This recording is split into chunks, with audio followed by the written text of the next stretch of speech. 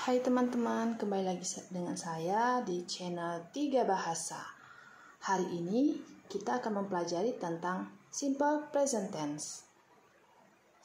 Salah satu tenses yang sangat berguna dan sangat penting untuk bisa memahami bahasa Inggris. Simple present tense ini biasa digunakan untuk sesuatu yang sedang terjadi di masa sekarang. Oke, kita langsung saja pembelajarannya. Ini adalah simple present tense pada kalimat aktif.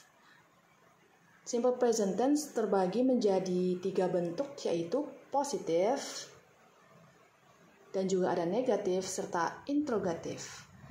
Yang pertama kita akan membahas tentang simple present tense pada kalimat positif. Jadi ada subjek I, we, you, they, he, she, it. Pada kata subjek I, we, you, they, dia akan ditambahkan verb one atau kata kerja bentuk pertama, ditambahkan objek ataupun keterangan waktu juga bisa. Sedangkan pada kata subjek he, she, it, dia akan bertambah verb one, kata kerja pertama, namun ada penambahan s atau es setelah kata kerja pertama. Baru ditambahkan objek atau keterangan waktu. Ini adalah contoh dari beberapa kalimatnya yang terdiri atas kata they dan I yang menggunakan verb one saja. Oke, contoh yang pertama yaitu they play football every Sunday. They yang artinya mereka, play. Di sini play adalah verb one. Kata they yang berarti bermain, football, sepak bola, every Sunday, every setiap Sunday, minggu. Jadi pada kalimat positifnya itu menggunakan kalimat yang di sini, rumus yang di sini. Kemudian pada contoh yang kedua yaitu I go to school every day. Aku pergi ke sekolah setiap hari. I di sini aku, go di sini pergi, to ke school sekolah every setiap day hari, setiap hari. Jadi I go. Go di sini adalah verb one atau kata kerja bentuk pertama. Rumus yang digunakan adalah rumus di sini yaitu I dan ditambahkan verb one atau kata kerja pertama, baru ditambahkan objek atau keterangan tempat juga bisa, diikuti dengan keterangan waktu. Jadi pada simple present tense ini adalah suatu kebiasaan yang sering dilakukan. Contohnya seperti every Sunday, setiap minggu, dan every day, setiap hari. Kemudian kita akan masuk pada kata he, she, it. Subjek he, she, it yang memiliki perbedaan ketika ditambahkan verb one, yaitu akan ada tambahan s atau es pada kata kerja pertamanya. Berikut adalah aturan-aturannya. Jadi, aturan dalam membentuk akhiran s dan es ini, yang pertama yaitu akhiran s dilekatkan pada kata kerja dasar untuk kalimat subjek tunggal seperti he, she, it. He, contohnya ini adalah he visits his grandparents every holiday. He di sini yang berarti dia laki-laki, visits yang berarti bahwa ini adalah kata kerja pertama dari kata dasar visit. Kemudian karena dia berujung he, she, it, dia ditambahkan kata s. Seperti rumus yang sebelumnya ini, he, she, it. Dia he ditambahkan verb one. Verb one-nya adalah visit. Kemudian ada tambahan s. Baru ditambahkan kata lainnya. Visits. Mengunjungi his grandparents, kakek neneknya, every holiday, setiap liburan. Kemudian contoh yang kedua yaitu Nina gets up at 5 meridian atau 5 a.m. every day. Nina gets up, bangun, at pada 5:05 anti-meridian, pukul 5 pagi, every day, setiap hari. Jadi Nina di sini gets up. Gets up. Ada tambahan S pada kata get. Kata kerja dasarnya verb satunya yaitu get up.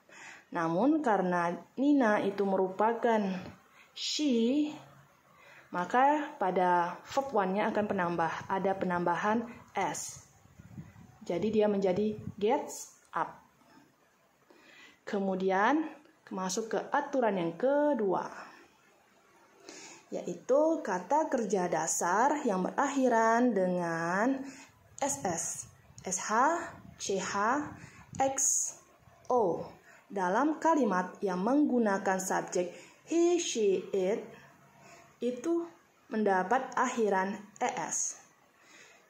Contohnya di sini adalah she always kisses her children in the morning. Dia selalu mencium anak-anaknya di pagi hari. She di sini, dia perempuan, always selalu kisses. Nah, di sini kata kerja dasar atau verb one-nya adalah kiss. Namun karena pada kata kiss itu berakhiran SS, maka dia ada penambahan ES. Jadi kiss ditambah ES. Sehingga menjadi kata kerjanya, rumusnya kisses her children, anak-anaknya in the morning, di pagi hari. Contoh yang kedua yaitu he fixes the car. Dia laki-laki, fixes, memperbaiki the car, mobil. Jadi kata kerjanya di sini adalah fix. Karena berakhiran X, dia ditambahkan kata ES. Jadi sesuai dengan rumusnya tadi bertambah menjadi fixes. Jadi ada penambahan ES pada kata kerja pertamanya. Kemudian contoh yang ketiga adalah she goes to school. Dia goes. Di sini kata kerja pertamanya adalah kata go. Karena berakhiran O, maka dan kata subjeknya adalah she, maka akhirannya ditambahkan ES. Jadi verb one-nya go ditambahkan kata ES, imbuhan ES. Jadi goes to school. She, dia perempuan, goes, pergi to school, ke sekolah every day, setiap hari, by bicycle, dengan menggunakan sepeda. Sedangkan pada contoh yang ketiga dan keempat aturannya yaitu pada akhiran Y yang didahului oleh konsonan harus diubah menjadi I, kemudian ditambahi dengan ES.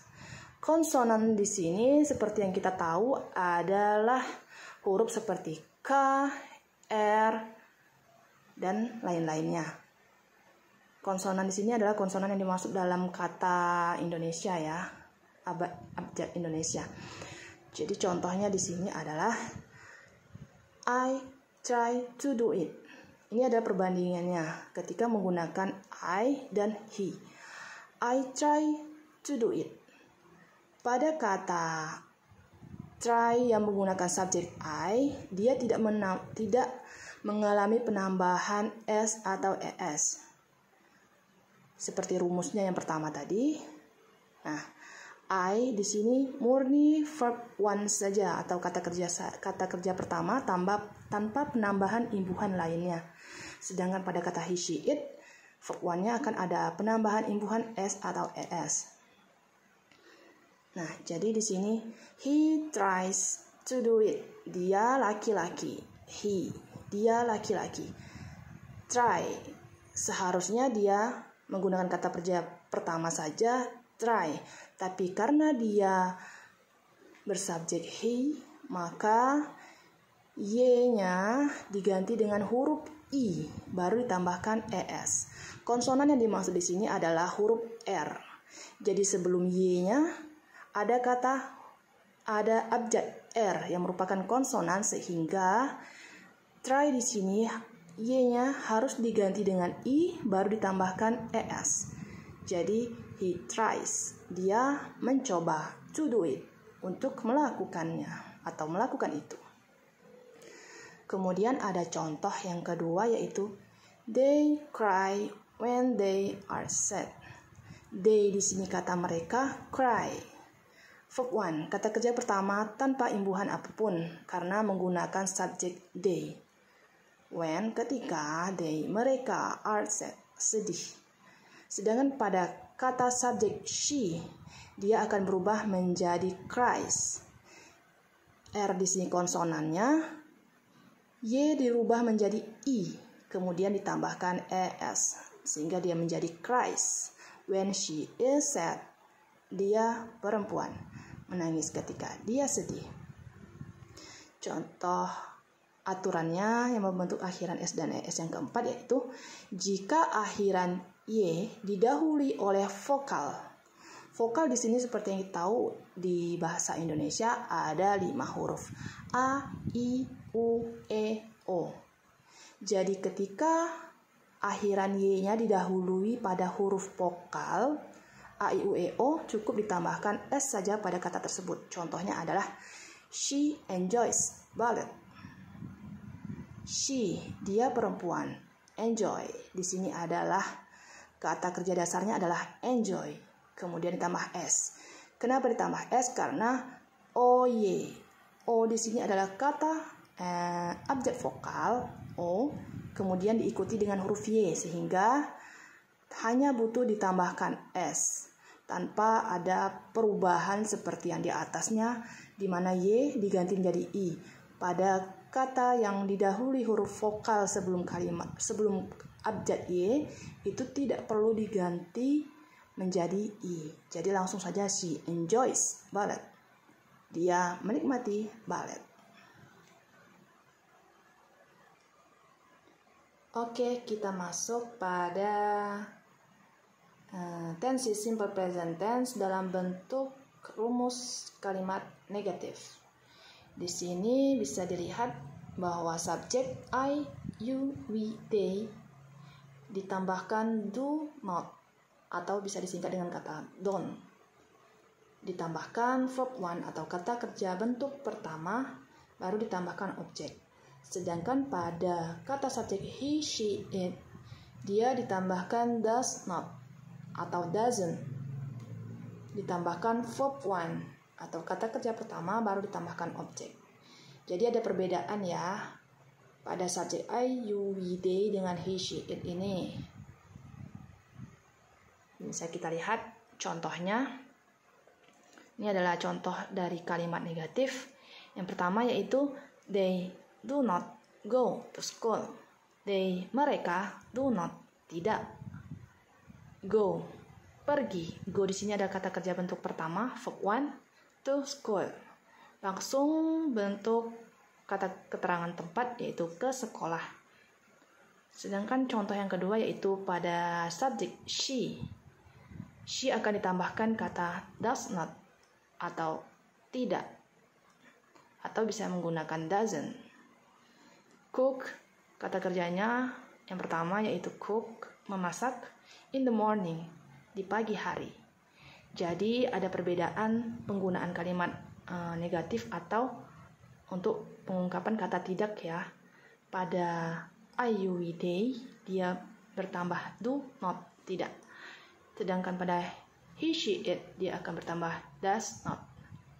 Oke, kita masuk ke rumus kalimat untuk pertanyaan. Yes or no question. Jadi ada 2 jenis juga yaitu do penggunaan kata tanyanya yaitu apakah, do, dan ada yang menggunakan kata does. Jadi do di sini untuk penggunaan subjek I, you, we, they. Sedangkan kata does itu untuk penambahan penggunaan pada subjek he, she, it. Baru ditambahkan kata kerja yang pertama dan ditambahkan objek atau keterangan lainnya. Nah, langsung saja ke contohnya.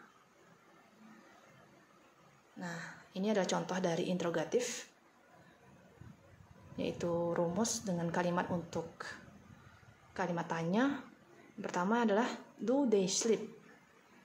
Sleep-nya adalah kata kerja bentuk pertama. Tadi karena subjeknya they, maka kata tanya depannya adalah do. Jadi do they sleep? Apakah mereka tidur? Sedangkan pada contoh yang kedua itu ada perbedaan ya. Does it eat in the kitchen? It di sini verb 1-nya. Does. Kenapa dia menggunakan does? Karena dia menggunakan subjek it. It di sini menunjukkan bahwa dia ini bisa dikategorikan sebagai hewan karena yang ditanyakan adalah does it eat in the kitchen? Apakah dia makan di dapur? Maka it di sini lebih mengacu ke dia yang merupakan hewan, entah itu kucing atau hewan apapun. Oke. Itulah penjelasan tentang penggunaan tense simple present tense. Tidak susah bukan dalam memahaminya. Semoga dengan pembelajaran hari ini teman-teman bisa lebih mudah dalam memahami tense simple present tense, di mana merupakan salah satu tenses yang sangat penting untuk dikuasai agar kita mudah untuk bisa berbahasa Inggris. Oke teman-teman, terima kasih telah menonton channel ini. Sampai jumpa.